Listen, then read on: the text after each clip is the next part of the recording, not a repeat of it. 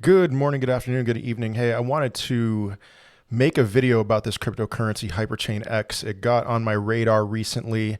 I am looking for gaming cryptos that have the potential to do huge returns. And so I want to tell you, I started out with the intentions of doing a price prediction video, and I'm going to take a look at the price.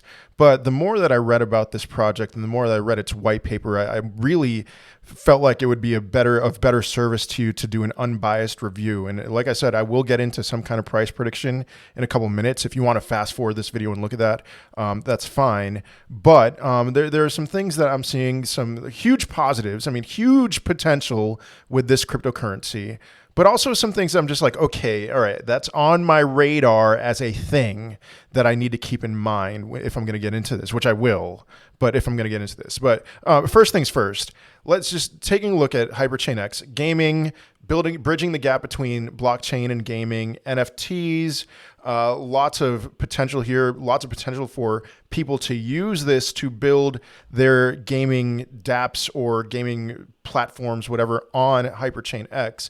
I'm excited about that. And I'm excited about the potential just in general with gaming in crypto. But one thing that has me really hyped up about this is quite simply, I mean, looking at the market cap, has a $2 million market cap. And so there's a ton of potential for upward momentum. I mean, if we're looking at the market cap versus the fully diluted market cap, that is something that you need to pay attention to as far as the tokenomics and the rate of inflation. But, you know, we have a circulating supply of 577 million versus a max supply of about a billion, a little under a billion. There is a small burn with each transaction, which is why that's a little under a billion. So this will eventually be a deflationary coin.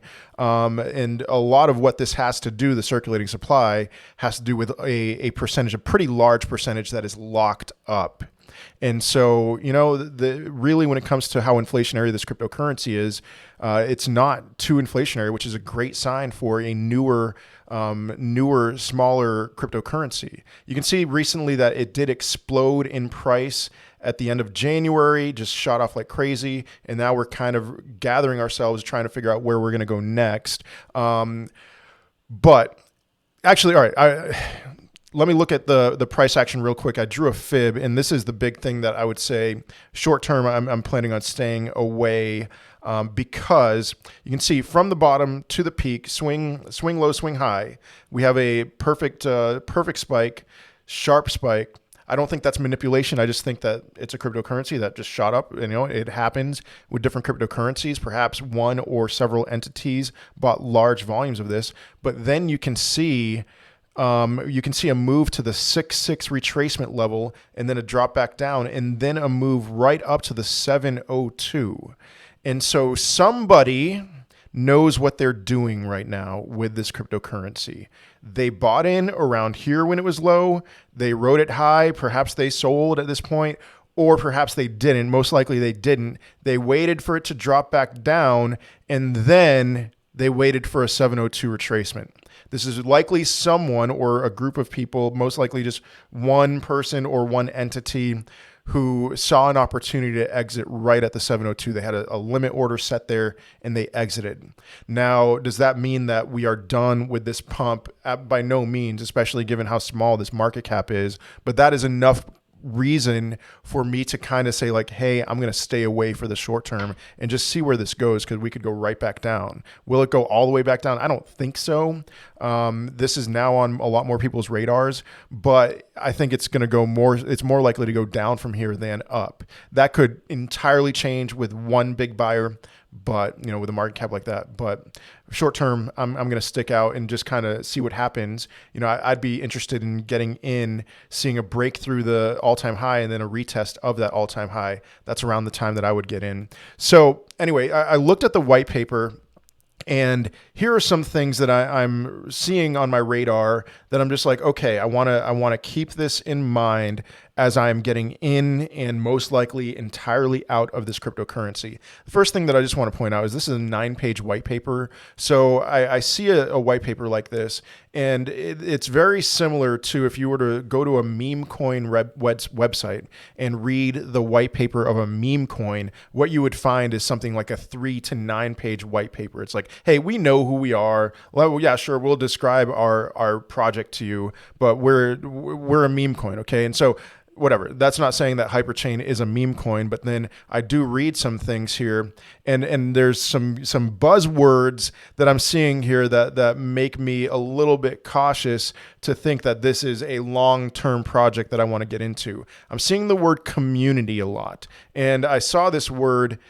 HyperChainX is the world's first community-driven token platform in the gaming industry. Whenever I see those words community-driven, I immediately think meme coin. Now, I'm not saying HyperChainX is a meme coin, but I am saying that it has potential to do similar price action to meme coins, which means it could reach a new peak to the stratosphere, do a 10,000x from where it is now, and then lose 99% of its value. And then so what I'm saying when I say this is do not be a bag holder with this cryptocurrency.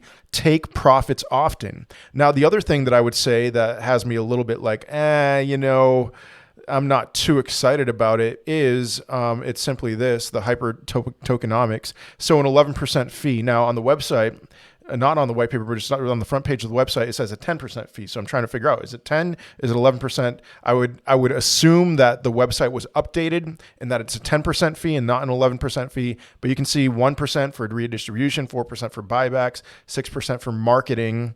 And okay, for anti-dump measures, we have a rule making a 5% price impact below the 200K liquidity of a whale will result in wallet blacklisting for 7 days. Okay, that's actually pretty cool. But this fee, as you can see here, is for buying and selling, an 11% fee. So if you bought 1,000 of this, you would immediately have 888.888 of this cryptocurrency, and then if you were to sell it immediately, you would have about 75% of your initial investment back. And so that's something to keep in mind. If this does a 1,000x, which whatever, I mean, sure, could it? Sure, whatever. If it does a 1,000x, you're not getting 1,000x returns, you're getting 890x returns. But you already, it's really, you're more like getting 750x returns, So that's something to keep in mind. And that's something that is very common with meme coins. Okay. So it's like, all right, I'm not calling HyperX a meme coin, but that's something to pay attention to. Looking at the distribution, there's nothing too crazy about the distribution here. I want to make sure, and I think that if you were to buy into this, you should really make sure that this 37% here, which I already talked about, is actually locked. But they're very public about it. You can see their deployer wallet, marketing wallet, rewards wallet, buyback wallet, burn address, locked tokens address. And so you can look up this address and you can see, okay, is that 37% of the supply actually locked? And if you were to see any kind of distribution of that to another wallet or any kind of selling, I would say that's a huge red flag. It's time to get out. But other than that, it's like, all right, there's nothing too crazy here that I'm seeing as far as like the team having too much of the supply. You can see down at the bottom of the white paper, you can see that they're public about their team. I mean, they're not 100% docs. You can't see pictures of them, but I'm sure if you did some research, you could dox them. And that's fine. I'm not planning on doing that, but you see their names, you see their locations, you see what they do. And so, all right, am I seeing red flags? I wouldn't say I'm seeing red flags. I'm just seeing things to keep in mind. Especially, I'm going to do this. I'm going to probably, with anything as small of a market cap as HyperChainX, I'm probably going to see something that's going to be of a little bit of concern, or of something that's going to I'm going to keep in mind. But otherwise, I mean, yeah, how much would I put into this? I mean, I wouldn't back the truck up and put in all of my portfolio into it. But, if I had $1 million, I'd have no problem putting somewhere between 1 and 10,000 into this and hoping to do fantastic with that. A 10x, maybe more. I've seen videos calling for a 10,000x. I think that's a little clickbaity, but whatever. It is what it is. But if you are familiar with HyperChainX, I'd love to hear your thoughts in the comment section of this video. how much are you planning on buying of this cryptocurrency, or are you going to stay away? I'd love to hear either perspective on that. But otherwise, that's all I have for today. So I hope you have a wonderful day, a wonderful rest of your week, and I will most certainly be seeing you in another video. Peace.